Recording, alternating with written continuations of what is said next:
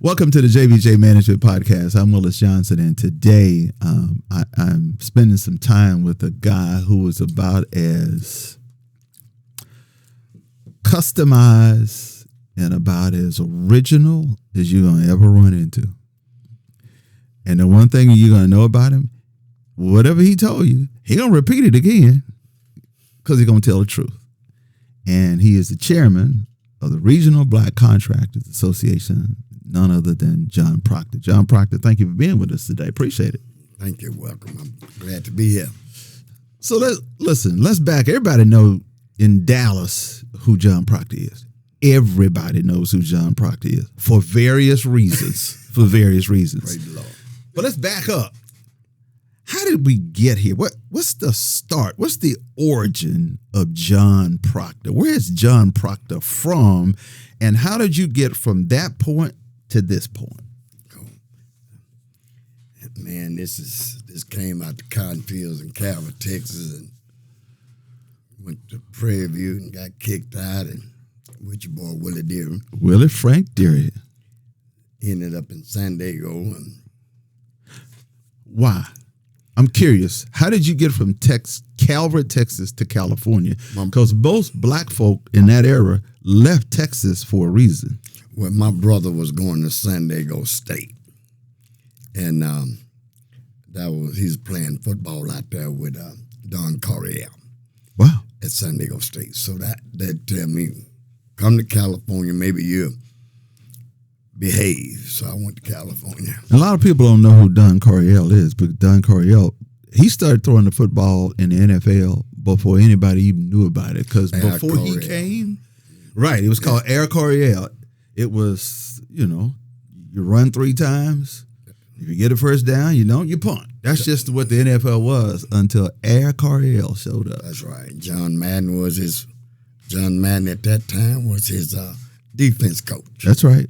That was my brother's defense coach. So I went out there for those reasons and to do better, and end up out there and change my way of life.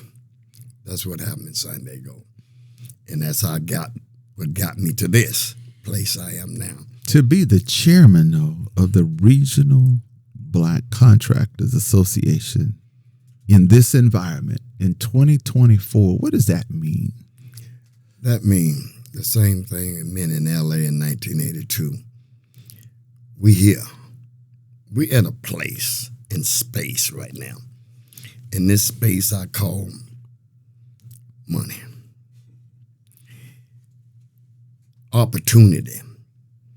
And what we gonna do to take advantage of it. Other than murder-suicide. Because this when murder-suicide take place. We start killing each other. Because we want to be ahead of one another, which I see every day. Mm-hmm. I mean, we got enough work for all of us, but we want to come to my office and talk about one another. I just don't understand it, but I got experience in it, big time. So I'm going to say, which way do we go from here to take advantage of the situation? Because my deal is always simple. How do I get the people that's out of the job market into the job market? That's my prerequisite. That's my gift from God to do. That's my assignment. Don't nobody pay me to do it. And that's the second chance program that you're adamant about. I'm adamant about it because if I work every day to get contractors on these jobs, but the prerequisite is that you will hire people come out of the community that have lost hope. Now, if you don't do that, I just don't like you, and I don't care if you don't like me, because if my folks, I got a serious issue, and you call it crucific, private prisons. That's why I got a problem with that. They get paid per head. That means it's more important for my people to be down there in Huntsville and Gatesville than to be out there on a construction site. It's more important because I look at who finances these people. Goldman Sachs, Charles Schwab, BlackRock. I'm saying, man, this is New York Stock Exchange. So what is my job? To get up every day and do this. I got more enemies than I got friends because I'm not going to stop doing it because it's a God assignment. One of your friends is former Dallas Mayor Tom Leppert, who's been on this podcast before. Love Tom, man. But when he was mayor, he said something that coincides with what you just talked about with the privatization of prisons. Because what Mayor Leppert said, that if your reading level is not at a certain level by the third grade, they start determining, they being the system, how many prisons they're going to build. Because if you're not reading at a certain level by the third grade, they anticipate a percentage of those people, those third graders, will be in prison later. That's right. And now you're saying these prisons are privatized, funded by Goldman Sachs, Charles Schwab, BlackRock, just name a few. Privatized and financed by them. It's on Google. Google it. So, and the largest private prison is managing is Core Civic. So when I look at that, and my job is to educate the educated, because they're not aware of what the issue is that we have as a people. They're not aware of that. They think it's a quick fix. I'm saying we're dealing with people that have lost hope. What is hope I'm talking about? That I can ever make it in this process of society, and the basic of that is a job. So I have to assess what's my problem. I got to be responsible for my problem. And if I'm going to tackle this thing, my problem in the black neighborhood is drug addiction. It got all kind of levels. And I regulate that to, if a man don't have hope and he don't have his family unit, I mean, he is not with his kids. He got an issue with the Attorney General. He can't get driving license. So, what do we do every day?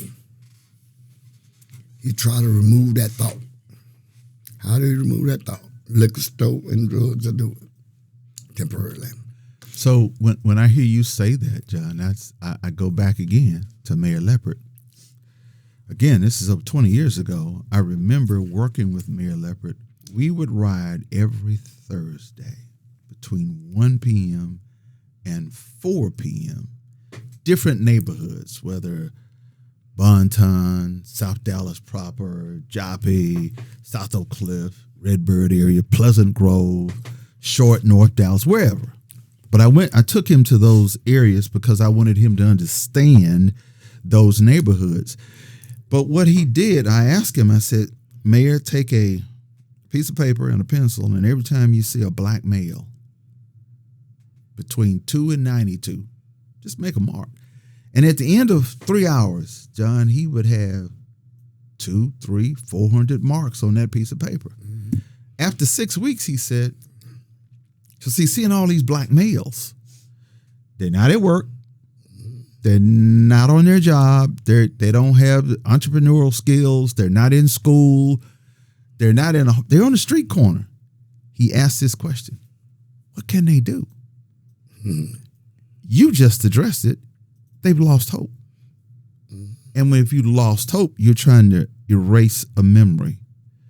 And when you erase a memory and you're taking drugs, then you end up in these privatized prisons.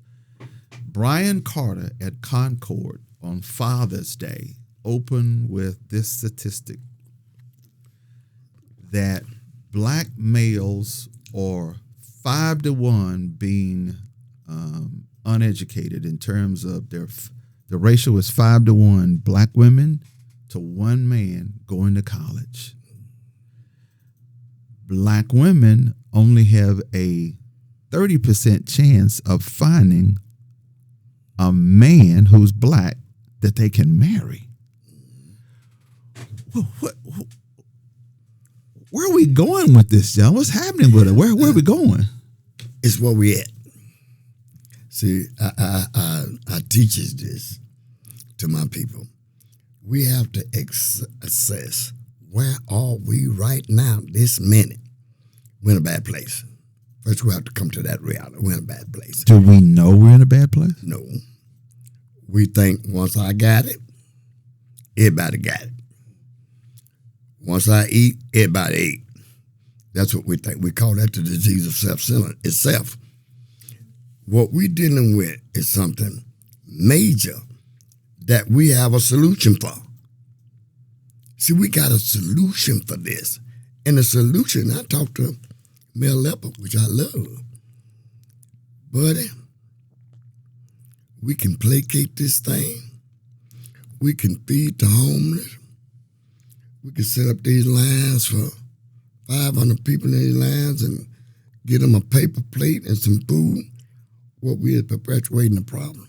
Mm-hmm. Now we got to do something about that, but we got to have a solution that we put in place right with that. That is, I'm in the business of keeping folk from going to that line. How do I do that? You do that by, when I first came on the board of Homeward Bound, we didn't have a drug program in the neighborhood. So I said, well, if I'm going to come on y'all board, one thing y'all going to have to do, you have to put me a drug program in the heart of the black neighborhood. It's one on Ledbetter and University Hill. We got a 226-bed drug program, full-fledged. When I came on the board of Proctor, what y'all going to have to do, y'all going to have to give me some medical in the black neighborhood, and you're going to have to give me some medical in this drug program, because I'm dealing with people that, black men are dying at the age of 62, moving towards 61. Mm-hmm. Them folks ain't never had a physical. So Parkland put together the money and opened up a clinic in this drug program, so everybody come through there and get a physical. See, basic stuff. This something is so in our reach for a solution. But what we want to do, we want to ignore that is there. So it's interesting when you say we want to feed the homeless. Yeah. We're actually perpetuating the problem. That's right. So, you can get 500 people in line, give them a paper plate. Mm-hmm. They can eat right then. Yeah. And then what? Grow tomorrow, you got 550 tomorrow, 600 tomorrow. Go 9 folks and find out they're feeding over there. So it takes me to a personal situation here at our company. I remember hiring this guy. He's probably making $10 an hour. He was working at a grocery store. Mm-hmm. And I remember talking to him because he had a skill set. And I talked to him about his skill set. So I took him out of the grocery store, put him on a job. Mm-hmm. He now has a brand new car, mm-hmm. and he's moved, mm-hmm. but he was headed toward the paper plate line. That's right. But I've watched but all it took was for somebody to give him a chance. Right. It's not that they don't have skills. How do we do that in mass? Well, see, I talked to Leopard about this about a month ago, and we had this conversation over there at Cornerstone. We do this by doing it. You're not going to see results. They always ask me and the senator were together yesterday, man, put together me some numbers. Man, there ain't no numbers. What there are is some pretty decent results. And that is, I got 22 folks down there in the class.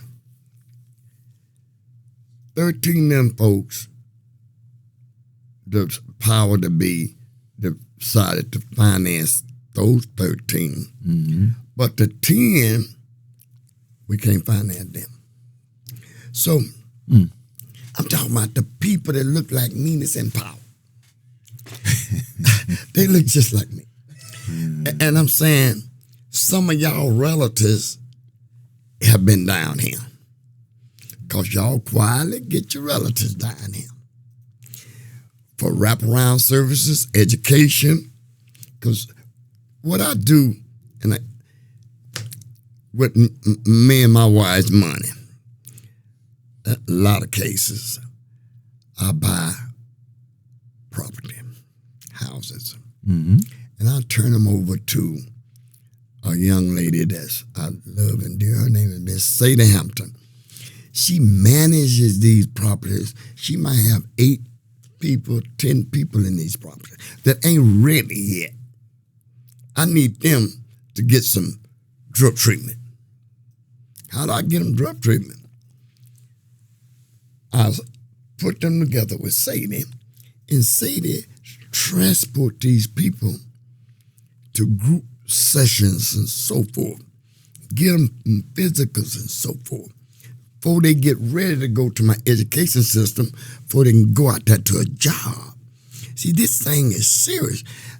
Now, I don't have the most happy wife, because she's telling me what I'm profiting, and I'm telling her ain't none. And so I'm saying, but this is an assignment from God. If one for the grace of God, that go me. So what I'm saying, this ain't something I can say, well, I changed my mind about.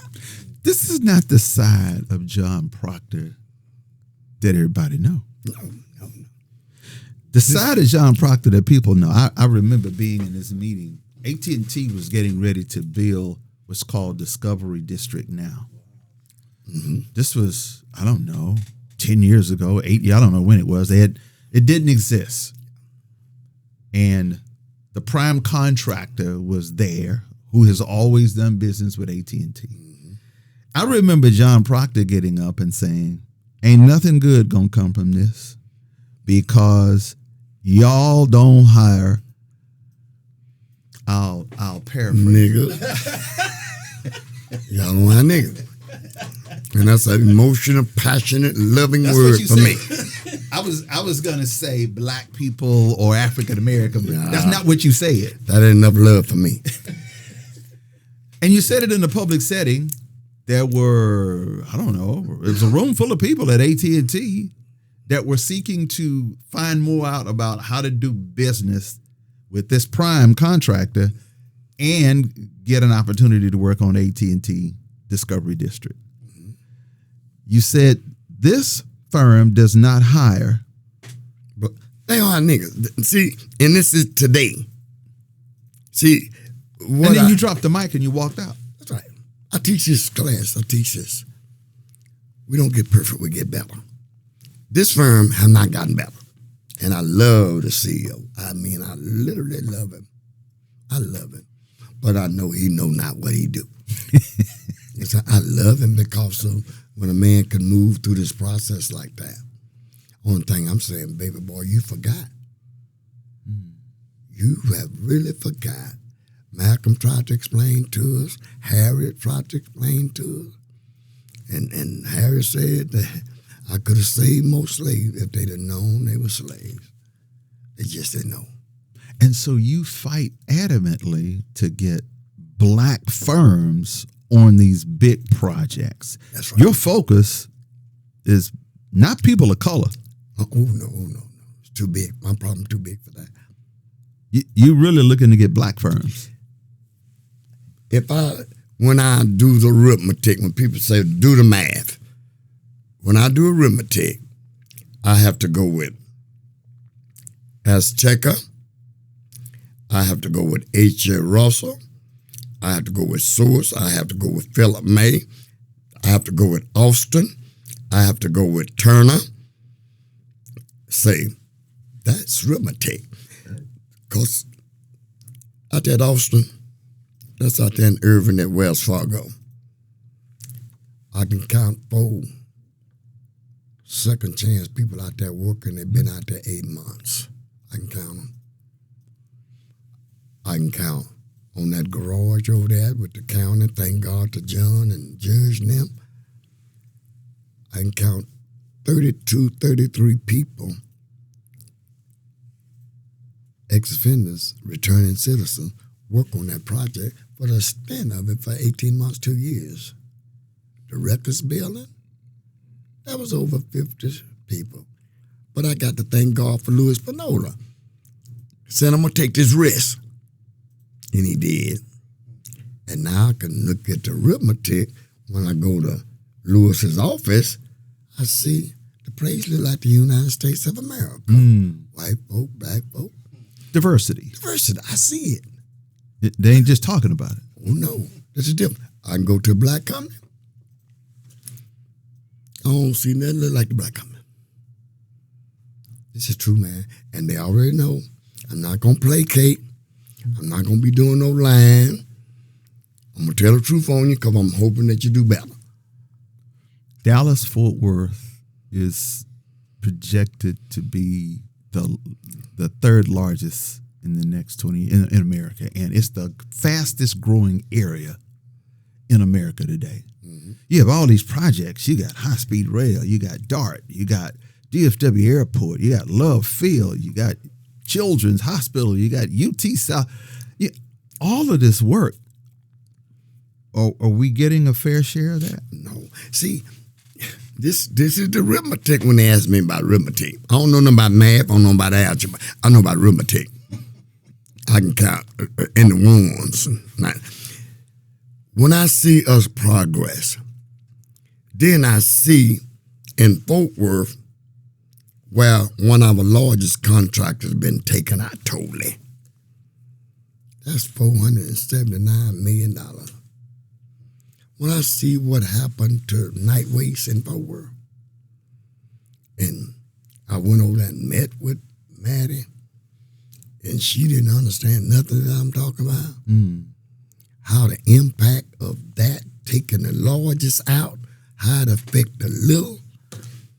I'm saying to myself, man, in math, that's 3 steps up, 5 steps back. It don't work out in arithmetic. Probably all the blacks in Fort Worth don't have $500 million all together in Fort Worth.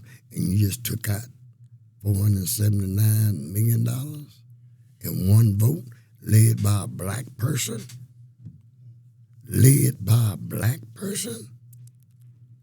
Man, I asked Maddie why didn't you put it off the agenda. Well, the person that's leading this thing, and it was Gina. She led it, and she know she led it, and I don't mind her saying that. I mean, you don't like it, sue me. I mean, just telling the truth is on video. So, and I'm gonna call it like a call. This is what it is on the other side of this deal. I cannot go to these white folks and say, I want y'all to help me with something, but I don't know what my problem is. I know what my problem is. I have to assess what my problem is. First, I got to take my responsibility. I can't have you take my responsibility. I ain't took my own responsibility. My responsibility, like I said, we lost hope and everybody hooked on drugs. Just to not feel like they feel. They're not to feel less than. We talking about self-esteem and business, but I'm talking about hope on the streets. You can look on our screen and see how you can become a member of the Regional Black Contractors Association. The passion, the commitment, the integrity, the origin, the customized truth of John Proctor. If you want to be a part of the Regional Black Contractors Association, look at how to go to the website, call the number, be a part of what this organization does for Dallas-Fort Worth. John Proctor, you're the man. Thank you, John. I appreciate you, sir. I appreciate you. We're going to keep moving with it. But we got to know this is a God thing. We ain't in charge. John Proctor, that's our man. Thank God I ain't in charge. Thank God I'm loose.